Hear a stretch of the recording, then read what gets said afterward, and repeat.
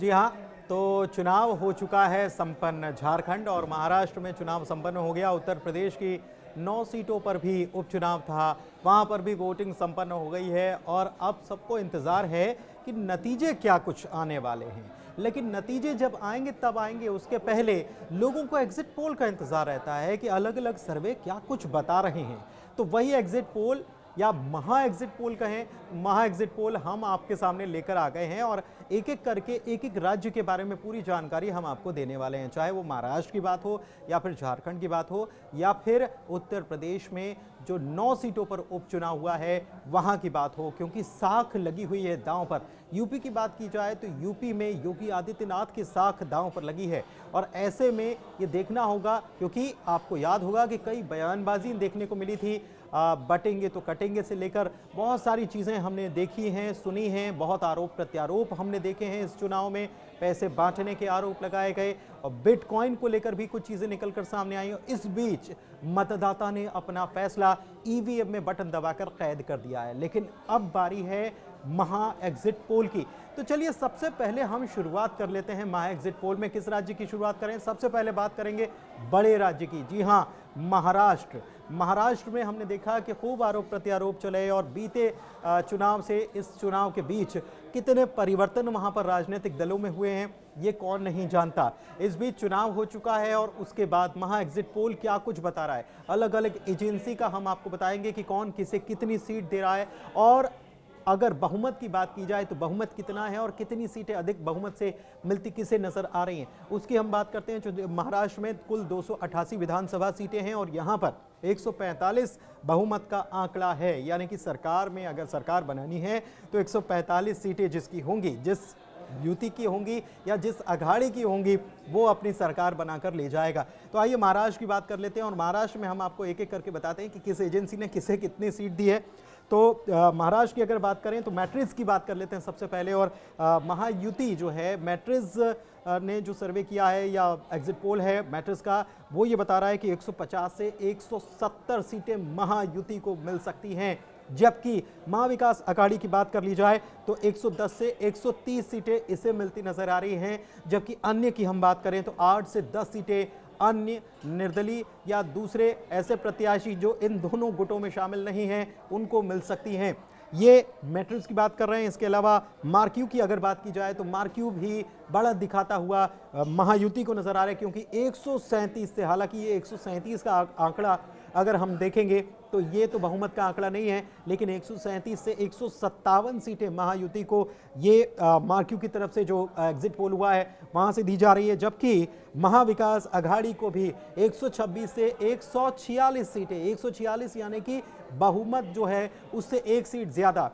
तो ये दोनों तरफ एक प्रकार से बराबर बराबर कहा जा सकता है। हालांकि सीटों के हिसाब से देखा जाए तो मार्क्यू जो है महायुति को ज्यादा सीटें देते हुए नजर आ रहा है और साथ में 2 से लेकर 8 सीटें जो हैं वो अन्य के खाते में यहां पर जाती हुई नजर आ सकती हैं। चाणक्य स्ट्रैटेजीज की बात कर लेते हैं। उसने अपने एग्जिट पोल में क्या कुछ बताया, तो 152 से 160 यानी कि बिल्कुल क्लियर मेजॉरिटी इस एग्जिट पोल में नजर आ रही है कि 152 से 160 महायुति को दी जा रही है चाणक्य स्ट्रैटेजी की तरफ से। और महाविकास अघाड़ी की बात की जाए तो 130 से 138 सीटें महाविकास अघाड़ी को चाणक्य स्ट्रैटेजी दे रहा है और 6 से 8 सीटें वही अन्य के खाते में जा सकती हैं। वहीं अगर पीपुल्स प्लस की बात की जाए तो उसने सबसे ज्यादा सीटें देने का दावा किया। महायुति को सबसे ज्यादा सीटें इसी सर्वे में निकलकर सामने आ रही है, क्योंकि 175 से लेकर 195 सीटें हासिल हो सकती हैं महायुति को, यानी कि जिसमें बीजेपी भी शामिल है। जबकि महाविकास अघाड़ी की अगर बात की जाए तो ये 100 से अंदर भी रख रहा है, क्योंकि 85 से लेकर 112 सीटें इसमें इस सर्वे में दी जा रही हैं। वहीं 7 से लेकर 12 अन्य के खाते में जा सकती है, 7 से लेकर 12 बताई गई है। वहीं इलेक्टोरल एज की अगर बात की जाए तो उसने एक एग्जैक्ट डेटा भी दे दिया है। बाकी एजेंसियों ने कुछ कुछ बताया कि इन सीटों से इन सीटों के बीच में आ सकती है, लेकिन इलेक्टोरल एज कह रहा है कि 118 सीटें महायुति के पास जा सकती हैं।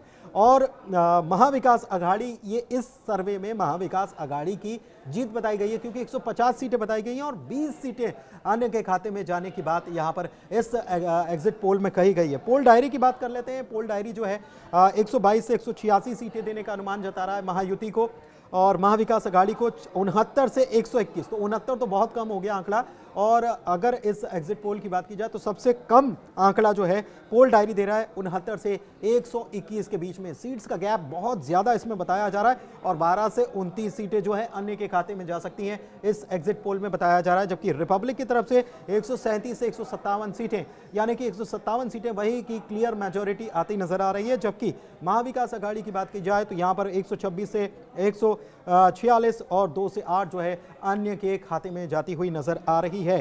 तो आप देखिए कि 7 हमने आपको अलग अलग सर्वे जो हैं वो आपको बताए हैं और इसके मुताबिक अगर पोल ऑफ पोल्स की बात की जाए तो क्लियर मेजोरिटी जो है वो महा एग्जिट पोल की अगर बात की जाए तो क्लियर मेजोरिटी जो है वो नजर आ रही है महायुति की तरफ। जबकि महाविकास आघाड़ी के को जो है वो 124 125 सीटें जो है उसका अनुमान जताया जा रहा है। जबकि अन्य की बात की जाए तो उनको 11 सीटें मिल सकती हैं। तो ये महाराष्ट्र की कुछ कहानी निकलकर सामने आई है। महा एग्जिट पोल इसे कहा जाए तो गलत नहीं होगा, क्योंकि ये इसमें साफ तौर पर महायुति जो है वो यहाँ पर बढ़त बनाते हुए और न केवल बढ़त बनाते हुए बल्कि सरकार बनाते हुए भी नजर आ रहे हैं इस महा एग्जिट पोल में। चलिए बात अब अगले राज्य की कर लेते हैं और वो है झारखंड। झारखंड में हमने देखा कि तमाम आरोप प्रत्यारोप लगाए गए, तमाम जो केंद्रीय एजेंसियां हैं वहां पर कार्रवाइयां, वहां जब उन्होंने एजेंसियों ने कार्रवाई की तो उसके ऊपर भी सवाल उठाए गए और भ्रष्टाचार के आरोप लगाए गए। योगी आदित्यनाथ ने खूब यहां पर प्रचार प्रसार भी किया, खूब रैलियों में वो गए और यहां पर भी बटेंगे तो कटेंगे जैसे नारे भी सुनाई दिए।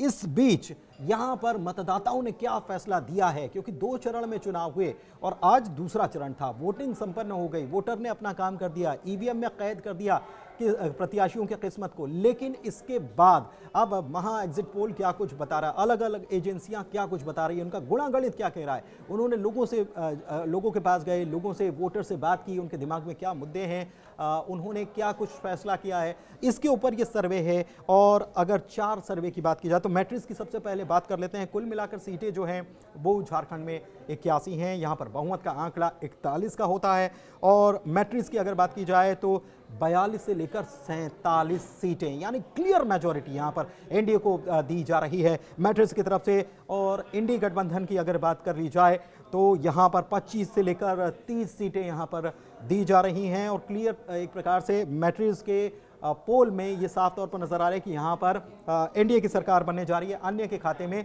1 से 4 सीटें जा सकती हैं। पीपुल्स पल्स की बात की जाए तो 44 से 53 सीटें यहाँ पर भी सीधे सीधे ये हम कह लें कि जीत जो है इस पोल में नजर आ रही है। एनडीए की, बीजेपी की जीत नजर आ रही है। 25 से 37 सीटें इंडी गठबंधन के पास जा सकती हैं और 5 से 7 अन्यों को जाने का अनुमान है। जेवीसी की बात की जाए तो 40 से 44 सीटें वो भी दे रहा है, 30 से 40 सीटें जो हैं वो इंडी गठबंधन को दिया जा रहा है। तो यहाँ पर थोड़ा सा मामला जो है वो फंसा हुआ हल्का सा नजर आता है। लेकिन चाणक्य स्ट्रैटेजीज की बात की जाए तो वो भी क्लियर तौर पर 45 से 50 सीटें, 45-50 यानी कि 41 सीटें जो हैं उसका बहुमत है। 45 से 50 सीटें चाणक्य स्ट्रैटेजी दे रहा है और 35 से 38 सीटें इंडी गठबंधन को दिया जा रहा है और 3 से 5 सीटें जो हैं अन्य के खाते में। कुल मिलाकर अगर देखा जाए तो महा एग्जिट पोल ये बताता है कि यहाँ पर 46 सीटें, यानी कि 81 में से 46 सीटें मेजोरिटी में तो एनडीए आ रहा है। 46 सीटें इस महा एग्जिट पोल में बताई जा रही हैं और इंडी गठबंधन के पास अगर बात की जाए तो 32 सीटें इसमें बताई जा रही हैं और अन्य के खाते में 3 सीटें जाने का अनुमान जताया जा रहा है। लेकिन ये तो 2 राज्यों की बात हो गई, लेकिन एक बड़ा राज्य जिसमें हुआ है उपचुनाव, लेकिन उपचुनाव जो है बहुत कुछ तय करने वाला है, आगे की सियासत को तय करने वाला है। आपको याद होगा कि जब ये उपचुनाव घोषित हुआ तो तारीखें बढ़ा दी गई थीं और इस दौरान खूब आरोप प्रत्यारोप और खास तौर पर यूपी से ये बटेंगे तो कटेंगे वाली बात जो है ये यूपी से ही निकलकर सामने आई थी। और यहाँ पर भी खूब अखिलेश यादव हों या डिम्पल यादव हों, तमाम नेताओं ने खूब इसको लेकर बयानबाजी की थी और खूब इस नारे के जवाब में कुछ और नारे भी निकाले गए थे। खैर, अगर उत्तर प्रदेश की अगर बात की जाए तो उत्तर प्रदेश में 9 सीटों पर उपचुनाव हुआ है। कौन कौन सी सीटें हैं आपको एक एक करके हम बता देते हैं। मैनपुरी की करहल सीट है, गाजियाबाद की सीट है, सीसामऊ सीट है कानपुर की, मीरापुर है, फूलपुर है, मिर्ज़ापुर की मझवा सीट है और इसके अलावा कुंदर की मुरादाबाद की सीट है, अलीगढ़ की खैर सीट है और कचहरी अम्बेडकर नगर की सीट है।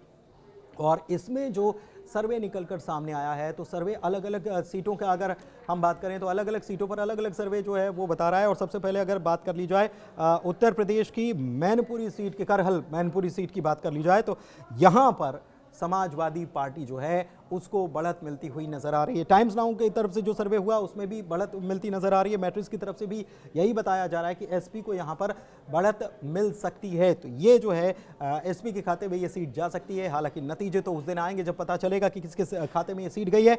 लेकिन गाजियाबाद की सीट की बात कर लेते हैं। अहम सीट है और ये माना यह जा रहा है कि ये यहां पर बीजेपी का झंडा बुलंद रहेगा। संजीव शर्मा को यहां से जीत मिल सकती है। टाइम्स नाउ भी यही बता रहा है कि संजीव शर्मा जो है वो यहां पर आगे रह सकते हैं और वो इस किले को जीत सकते हैं एक बार फिर से। और कानपुर सीसामऊ की बात कर लेते हैं तो यहां पर जी हाँ, यहां पर टाइम्स नाउ ये बता रहा है कि यहां काम कर जाएगा सपा का। सपा जो है वो काम कर जाएगी और यहां सपा को बढ़त मिलती नजर आ रही है। मीरापुर की बात कर लेते हैं। मिथिलेश पाल आरएलडी से, जी हाँ, ये भी एक चौंकाने वाली बात है कि आरएलडी से मिथिलेश पाल को यहां से जीत संभव नजर आ रही है। टाइम्स नाउ के सर्वे में मीरापुर से। फूलपुर प्रयागराज की बात कर लेते हैं तो बीजेपी जो है यहां पर आगे रह सकती है। दोनों ही एजेंसियां टाइम्स नाउ और मैट्रिक्स दोनों ये बता रहे हैं कि यहां पर बढ़त जो है वो बीजेपी को रह सकती है। मिर्जापुर मजमा की अगर बात कर ली जाए तो यहां पर भी दोनों एजेंसी बीजेपी को ही आगे बढ़ता हुआ बता रहे हैं। मुरादाबाद कुंदरकी की बात कर लें तो हाजी मोहम्मद रिजवान जो समाजवादी पार्टी की तरफ से प्रत्याशी हैं उनको टाइम्स नाउ कह रहा है कि उनको बढ़त मिल सकती है। टाइम्स नाउ का पोल ये कह रहा है कि उनको बढ़त यहां पर मिलती हुई नजर आ रही है। अलीगढ़ खैर की बात कर लें तो यहां पर बीजेपी को बढ़त है, यही कहा जा रहा है। और अंबेडकर नगर कटहरी की बात कर लें तो यहां पर भी बीजेपी को ही बढ़त मिलती नजर आ रही है। दोनों एजेंसियों की तरफ से यही कहा जा रहा है। हालांकि दोनों एजेंसियों के अगर 9 में से दोनों के पोल्स की बात कर ली जाए तो टाइम्स नाउ की तरफ से कहा जा रहा है कि 6 सीटें, जी हाँ 6 सीटें जो हैं वो बीजेपी के खाते में जा सकती हैं और 9 में से 6 सीटें अगर जाएंगी तो 3 सीटें जो हैं वो हाथ से फिसल जाएंगी। जबकि मैट्रिक्स की तरफ से ये कहा जा रहा है कि 7 सीटें ऐसी हैं जहां पर बीजेपी का झंडा बुलंद रहने वाला है और 2 सीटें ऐसी हैं जहां पर जो है वो दूसरे दल या तो समाजवादी पार्टी या फिर आरएलडी की अगर बात कर ली जाए तो आरएलडी वैसे भी बीजेपी के साथ ही है। तो कुल मिलाकर ये पोल ऑफ पोल्स या महा एग्जिट पोल जो है क्या कुछ बता रहे हैं। हालांकि नतीजे हैं वो 23 तारीख को नजर आएंगे और 23 तारीख को बिल्कुल साफ हो जाएगा कि मतदाताओं ने किसे अपना मत दिया है। लेकिन उसके पहले जो अंदाजे लगाए जा रहे हैं, अलग अलग एजेंसियों ने जो सर्वे किया उस अंदाजे को हमने आपके सामने रखा है। फिलहाल के लिए इस वीडियो में इतना ही। मुझे दीजिए इजाजत, नमस्कार।